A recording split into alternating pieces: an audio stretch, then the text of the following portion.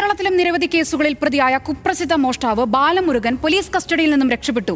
Case അന്വേഷണത്തിനായി കസ്റ്റഡിയിൽ വാങ്ങിയ പ്രതിയെ തിരികെ തൃശൂരിലെ വിയൂർ ജയിലിലേക്ക് എത്തിക്കുന്നതിന് തൊട്ടുമുൻപാണ് ബാലമുരുകൻ കടന്നുകളഞ്ഞത്. ബാലമുരുകനെ പിടിക്കാൻ കേരള തമിഴ്നാട് പോലീസ് സംഘത്തിന്റെ സംയുക്ത തെരച്ചിൽ വ്യാപിപ്പിച്ചിട്ടുണ്ട്.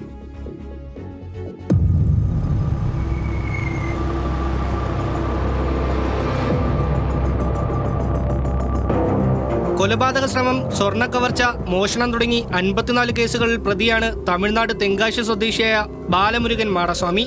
6 വർഷമായി തൃശൂർ വിയൂർ സെൻട്രൽ ജയിലിൽ തടവിലായിരുന്ന പ്രതിയെ കഴിഞ്ഞ ഞായറാഴ്ചയാണ് മറ്റൊരു കേസന്വേഷണത്തിനായി തമിഴ്നാട് വിരുദ്ധനഗർ പോലീസ് കസ്റ്റഡിയിൽ വാങ്ങിയത്. അന്വേഷണം പൂർത്തീകരിച്ച് ഇന്നലെ രാത്രി 9:45 പ്രതിയെ തിരികെ ജയിലിലെത്തിക്കാനാണ് തമിഴ്നാട് പോലീസ് ശ്രമിച്ചത്. ഇതിനായി മദൽഗുഡി സ്റ്റേഷൻ SI നാഗരാജിന്റെ നേതൃത്വത്തിൽ പ്രതിയെ കാറിൽ വിയൂർ സെൻട്രൽ ജയിൽ പരിസരത്ത് എത്തിച്ചു.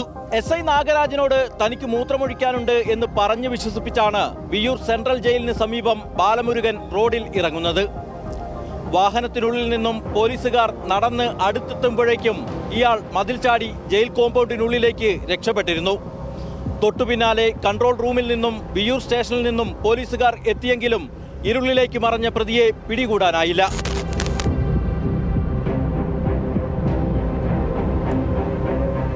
തമിഴ്നാട് പോലീസിന്റെ വീഴ്ച വ്യക്തമായതോടെ തൃശൂർ സിറ്റി പോലീസ് കമ്മീഷണറുടെ നേതൃത്വത്തിൽ വിവിധ സംഘങ്ങൾക്ക് പ്രത്യേക ചുമതല നൽകിയാണ് നിലവിൽ പ്രതിക്കായുള്ള അന്വേഷണം തുടരുന്നത്. വടക്കാഞ്ചേരി, തൃശൂർ നഗരങ്ങളും ബസ് സ്റ്റാൻഡ്, റെയിൽവേ സ്റ്റേഷൻ, ആളൊഴിഞ്ഞ കെട്ടിടങ്ങൾ എന്നിവ കേന്ദ്രീകരിച്ചുമാണ് പരിശോധന. ജയിൽ കോമ്പൗണ്ടിൽ നിന്ന് തന്നെ ബാലമുരുകന്റേതെന്ന് കരുതുന്ന ചെരുപ്പ് കൂടി ലഭിച്ചതോടെ ഡോഗ് സ്ക്വാഡിനെ ഉപയോഗിച്ചും തെരച്ചിൽ നടത്തുന്നുണ്ട്. ഇക്കഴിഞ്ഞ മെയ്യിലും തമിഴ്നാട് പോലീസിന്റെ കസ്റ്റഡിയിൽ നിന്നും വിയൂർ ജയിലിലെത്തിക്കുന്നതിന് തൊട്ടു മുൻപാണ് സമാനമായ രീതിയിൽ പ്രതി രക്ഷപ്പെടുന്നത്.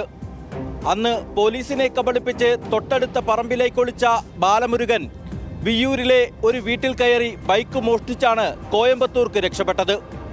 ദിവസങ്ങൾ നീണ്ട അന്വേഷണത്തിലൊടുവിലാണ് അന്നും പ്രതിയെ പിടികൂടാൻ പോലീസിന് കഴിഞ്ഞത്. ഇത്തവണയും ബാലമുരുകന്റെ ഭാഗത്തു നിന്നും സമാനമായ നീക്കങ്ങൾ ഉണ്ടാകുമെന്നാണ് അന്വേഷണ സംഘം കരുതുന്നത്.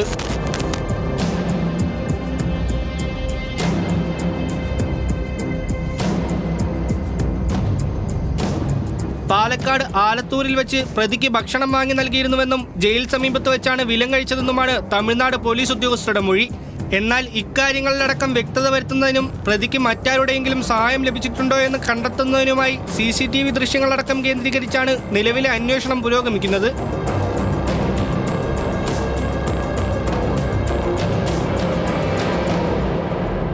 ന്യൂസ് മലയാളം, തൃശൂർ.